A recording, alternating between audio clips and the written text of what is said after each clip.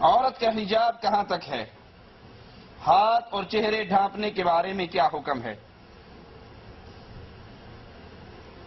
عورت کو اپنی زینت چھپانے کا حکم ہے.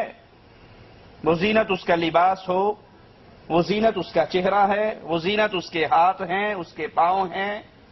عورت پوری کی پوری برقعے کے اندر چھپی ہوئی ہونا ضروری ہے. سر کے بالوں سے لے کر پاؤں کی ایڑیوں تک عورت پردے میں چھپی ہونی چاہیے، نامحرم کے سامنے. وہ اپنا چہرہ بھی نہیں کھول سکتی، غیر محرم کے سامنے اپنے ہاتھ بھی نہیں کھول سکتی. رسول اللہ صلی اللہ علیہ وسلم جب تکبر سے ڈراتے ہوئے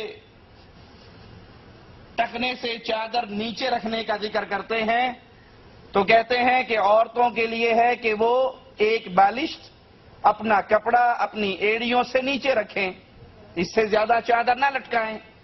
ام سلمہ رضی اللہ تعالی عنہا فرماتی ہیں کہ یا رسول اللہ صلی اللہ علیہ وسلم، اس طرح کرنے سے اگر ایک بالش کپڑا ہوگا تو جب ہم چلیں گی تو ہماری تو ایڑیاں ننگی ہوں گی، چلتے ہوئے کپڑا اٹھے گا ہمارے پاؤں ننگے ہوں گے.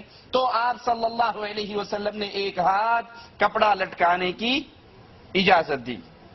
تو عورت کا ہاتھ، عورت کا چہرہ، جن لوگوں کا یہ دعویٰ ہے کہ ہاتھ اور چہرہ چھپانے کی شریعت میں کوئی دلیل نہیں، ان کا یہ دعویٰ غلط ہے، بلکہ پردے میں عورت کا چہرہ، عورت کا ہاتھ یہ شامل ہے. رسول اللہ صلی اللہ علیہ وسلم نے شادی کرنے والے نوجوان کو اجازت دی کہ جس سے وہ شادی کر رہا ہے اس کو ایک نظر دیکھ سکتا ہے. اس کا مطلب کیا ہوا؟ ایک نظر دیکھ سکتا ہے، یعنی وہ چہرہ پردے میں چھپا ہوا رہنا چاہیے، اور جس نے شادی کرنی ہے وہ ایک نظر اس اپنی ہونے والی بیوی کو دیکھ سکتا ہے. اور اگر چہرے کے پردے کی دلیل ہی نہیں تو پھر ایک نظر دیکھنے کا تو معاملہ ہی نہیں. وہ دروازے پہ کھڑا ہو جائے، جب نکلے گی بے پردہ نکلے گی، جی بھر کے دیکھ لے.